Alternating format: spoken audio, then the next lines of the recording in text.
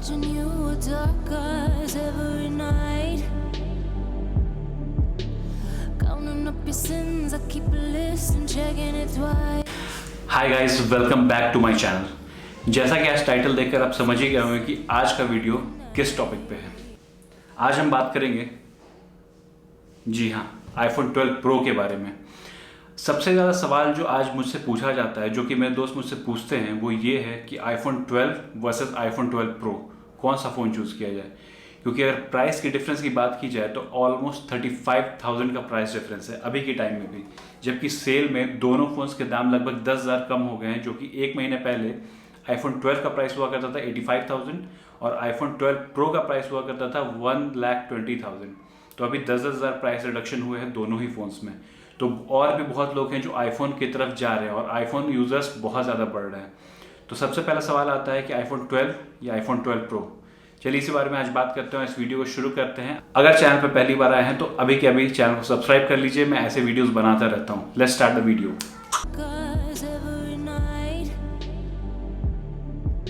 तो इस वीडियो को बहुत ही सिंपल रखते हुए मैं सबसे पहले बात कर लेता हूँ कि मेन 3 डिफरेंसेस क्या है आईफोन 12 और आईफोन 12 प्रो के बीच में। तो सबसे पहला जो कि डिफरेंस आता है आईफोन 12 और प्रो मॉडल्स में वो है लुक का।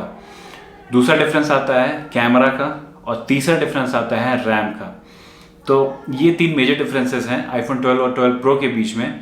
तो हम डिस्कस करते हैं कि क्या रियली ये जो डिफरेंसेस हैं वो इतने मैटर करते हैं कि आपको 35,000 एक्स्ट्रा पे करना चाहिए।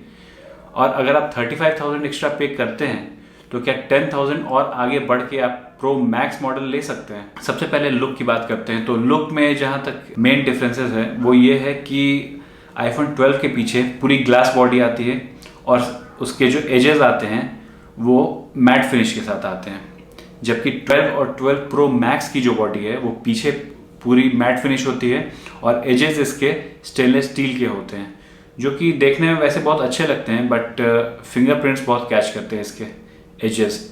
तो वो एक थोड़ी सी डिसएडवांटेज है। बट ऑब्वियसली प्रो मॉडल्स ज़्यादा प्रीमियम लगते हैं, ज़्यादा महंगे लगते हैं और अगर आप लुक के हिसाब से डिसाइड करना चाहोगे तो ऑब्वियसली प्रो और प्रो मैक्स मॉडल्स ज़्यादा अच्छे दिखते हैं 12 से एनी डे। दूसरी बात आते हैं कैमरा पे।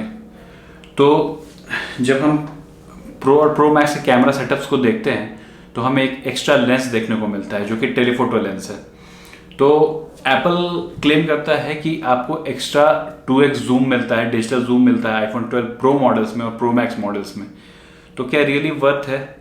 मैंने कुछ फोटोज लेकर देखा, सिर्फ और सिर्फ इसके टेलीफोटो लेंस को यूज करके फोटो लेते हुए देखा। और हाँ, थोड़ा बहुत मैटर करता है अगर आप जूम इन करना चाह रहे हो, but at the same time जब आप जूम करते हो फोटोज पे तो इमेजेस थोड़ी ब्लर हो ही जाती है। अगर लाइटिंग कंडीशंस परफेक्ट है, प्रॉपर है, तो आपको अच्छे इमेजेस और अच्छे वीडियोस मिलेंगे। लेकिन अगर लाइटिंग प्रॉपर नहीं है तो प्रो और प्रो मैक्स के मॉडल्स क्या करते हैं कि इसका जो मेन प्राइमरी सेंसर होता है उसी को यूज करते हैं एक जूम फोटो लेने के लिए, और जिसके कारण जो एक इमेज की क्वालिटी आती है वो काफ़ी ब्लर्ड हो जाती है।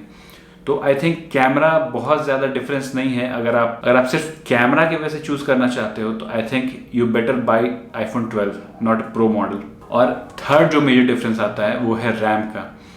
एप्पल ने कहीं ना कहीं साइलेंटली 12 और 12 प्रो में 2 GB का रैम का डिफरेंस रखा है। 12 प्रो और प्रो मैक्स मॉडल्स में 6 GB रैम है, जबकि आईफोन 12 में सिर्फ 4 GB रैम है। हालांकि एप्पल कभी भी अपने स्पेसिफिकेशंस के बारे में बात नहीं करता, क्योंकि एप्पल के अनुसार उसकी रैम मैनेजमेंट इतनी ज़बरदस्त है कि उसके रैम के कन्फिग्रेशन से कोई फ़र्क नहीं पड़ता। और ये बात कहीं ना कहीं सच भी है, क्योंकि 12 और 16 GB रैम वाले भी मोबाइल फ़ोन्स जो हैं वो आईफोन के मॉडल्स को टक्कर नहीं दे पाते हैं, जो कि सच है, वो हम सब जानते हैं। अब मैं कुछ डिसएडवांटेजेस के बारे में बात करना चाहूँगा कि अगर आप 12 प्रो मॉडल्स लेते हो तो क्या डिसएडवांटेजेस है। जैसे सबसे पहले मैंने लुक की बात की, तो ये जो स्टेनलेस स्टील है उसके वजह से आईफोन 12 प्रो मॉडल्स का वेट कहीं ना कहीं थोड़ा बहुत बढ़ जाता है। तो जब आप एक आईफोन 12 यूज़ करोगे और 12 प्रो यूज़ करोगे तो आपको इसका वेट जो है वो कंसिडरेबली काफ़ी ज़्यादा फील होगा अपने हाथों में। आपको ऐसा लगेगा कि जब आप 12 उठाए हुए तो आपको लगेगा एक हल्का सा प्लास्टिक का बॉडी उठाए हुए, बट जब आप 12 प्रो उठाओगे तो आपको लगेगा कि एक मेटालिक इंस्ट्रूमेंट आपने हाथ में ले रखा है, जो कि जिसका वेट आपको बिल्कुल फील होगा। तो अगर आपके लिए वेट इशू है, आई थिंक आपको 12 ज़्यादा सूट करेगा। दूसरी बात आती है रैम की। तो जहाँ तक एक्स्ट्रा रैम की बात है तो आप कह सकते हो एक तरह से एप्पल 12 प्रो और प्रो मैक्स मॉडल्स को ज़्यादा फ्यूचर प्रूफ करना चाह रहा था, इस वजह से 2 GB एक्स्ट्रा रैम दिए। कहीं ना कहीं बेटर मल्टीटास्किंग आपको मिलेगी, क्योंकि जब आप मल्टीपल ऐप्स के बीच में स्विच करते हो तो आपके ऐप्स रीसेट हो जाते हैं। तो ऑब्वियसली ज़्यादा रैम रहेंगे तो उसके कम चांसेस है कि आपके ऐप ज़्यादा रीसेट ना हो, जबकि 12 में हो सकता है आपके ऐप्स रीसेट हो जाएं और शुरू से आपको पूरे ऐप में जो आपने जहाँ तक प्रोसेस तक पहुँच चुके थे दोबारा से आपको शुरू करना पड़े। इसके अलावा एक छोटा सा डिफरेंस है जो हो सकता है आपके लिए मैटर करे या ना भी करे। 12 और 12 प्रो के कैमरा में डिफरेंस है कि जब आप वीडियो शूट करते हो डॉल्बी विजन में प्रो मॉडल 60 FPS तक शूट कर सकते हैं 4K में, जबकि 12 मॉडल सिर्फ 30 FPS तक शूट कर सकते हैं 4K में। तो एक माइनर सा डिफरेंस है। अगर आप कंटेंट क्रिएटर हो तो ये आपके लिए मैटर करेगा कहीं ना कहीं, अगर आप नहीं हो तो आपके लिए उतना मैटर नहीं करेगा, क्योंकि अगर आप कंटेंट क्रिएटर नहीं हो तो नॉर्मली आप ज़्यादा फोटोज ही क्लिक करोगे, वीडियो ज़्यादा शूट नहीं करोगे। लेकिन आप मेरी तरह कंटेंट क्रिएटर हो तो आपके लिए चीज़ मैटर कर सकती है। तीसरी बहुत एक गौर करने वाली चीज़ है बैटरी। आईफोन 12 और 12 प्रो के बीच में सेम बैटरी है। सेम बैटरी कैपेसिटी होने के बावजूद आपको आईफोन 12 में जो बैटरी बैकअप मिलेगी वो कहीं ना कहीं प्रो मॉडल से ज़्यादा मिलेगी। इसके लिए कुछ लोग ये थियरी देते हैं कि शायद प्रो मॉडल्स में रैम ज़्यादा है तो वो बैटरी को ज़्यादा यूज़ करता है। तो ये आपको है कि 12 मॉडल्स में बैटरी बैकअप आपको ज़्यादा अच्छा मिलेगा सेम बैटरी होने के बावजूद। तो अगर बैटरी बैकअप आपके लिए मैटर करता है again you can go with iPhone 12। इसके बाद लास्ट एक पॉइंट आता है स्टोरेज का। आईफोन 12 जो है वो स्टार्ट होता है 64 GB से। आईफोन 12 प्रो जो स्टार्ट होता है वो उसका मिनिमम वेरिएंट है 128 GB का, और आईफोन 12 प्रो मैक्स की भी जो मिनिमम स्टोरेज कैपेसिटी आती है वो है 128 GB। तो सबसे बड़ा चीज़ है यहाँ स्टोरेज चूज़ करना। अगर आप एक नॉर्मल यूज़र हो तो I think 64 GB can be sufficient for you, और अगर आप एक नॉर्मल यूज़र हो तो आप नॉर्मल फोटोज़ क्लिक करोगे, नॉर्मल ऐप्स रखोगे तो 64 GB से भी आपका काम चल सकता है। लेकिन अगर आप एक कंटेंट क्रिएटर हो और आप काफ़ी वीडियोज़ काफ़ी फ़ोटो शूट करते हो तो I think it's better you go with 128 GB। तो यहाँ पे एक पॉइंट आता है कि जब आप आईफोन 12 में 128 GB पे जाओगे तो आपको प्राइस लगभग 85,000 पड़ेगा, और आईफोन 12 प्रो का प्राइस 128 GB का प्राइस आपको 1,20,000 पड़ेगा, और आईफोन 12 प्रो मैक्स का जो 128 GB है वो आपको 1,30,000 का पड़ेगा।